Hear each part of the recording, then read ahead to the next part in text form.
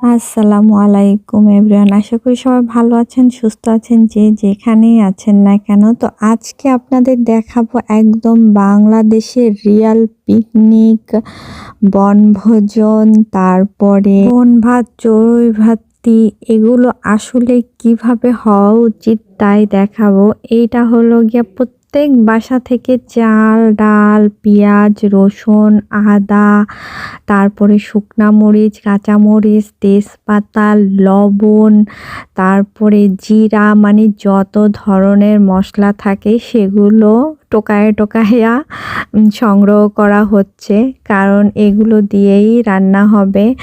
আর টাকা দিয়েছে কিছু, সেই টাকা দিয়ে চিকেন আনা হয়েছে, তেল আনা হয়েছে, আরও টুকিটাকি মশলা আনা হয়েছে। সেগুলো আনার পরে এগুলো বাসায় যার যার আছে সেগুলো দিয়েই আমরা করব। যেটা বাসায় থাকে না ওইটা হলো গিয়া বাসার বাইরে থেকে, মানে চিকেনটা কিনে আনা ভালো, কারণ আস্তা চিকেন বড় লাগে, তেল লাগে, তো ওই তেলটা করা যায় না। তো তেল, চিকেন এগুলো কিনে আনা হয়েছে।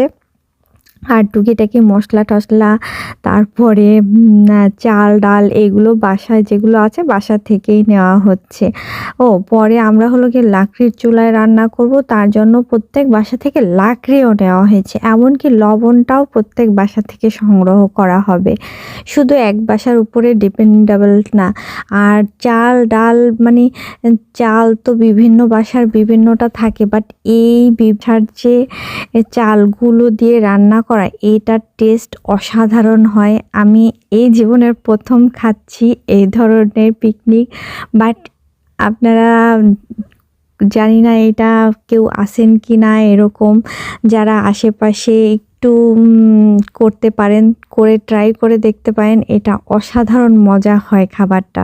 মেইনলি আমি এসেছি দূর থেকে, কিন্তু এইখানে হলো গিয়ে আমার বোনের মেয়ে, ওদের চাচাতো বোনদের নিয়ে, মানে চাচাতো বোন আছে অনেকগুলো, চাচাদের বাসা আছে অনেকগুলো, তো সবাই মিলে এভাবেই করে। তো বড় একটা হাঁড়ি নিয়ে নিয়েছে, আমার বোনের মেয়ে রান্না করবে। তো পেঁয়াজ রসুন এগুলো কুচি কুচি করেছে, সব পিচ্চি কুচি মিলে, মানে যারা খাওয়া দাওয়া করবা তারাই কাজ করবা, থাকে না যে যাই ঘোরাফেরা করি কিন্তু কাজ করি না, বাট এইটা কাজ, সম্পর্ক, মানে একটা সামাজিকতা, এগুলো শিক্ষা দেয় যে সবাই মিলেমিশে কাজ করতে হবে। শুধু একজনে কাজ করবে কেন, বাচ্চাদের সবাইকে রসুন কুচি, মানে রসুনের ছোলা সিলতে বসায় দিয়েছি, তারপরে পেঁয়াজের ছোলা, মানে এগুলো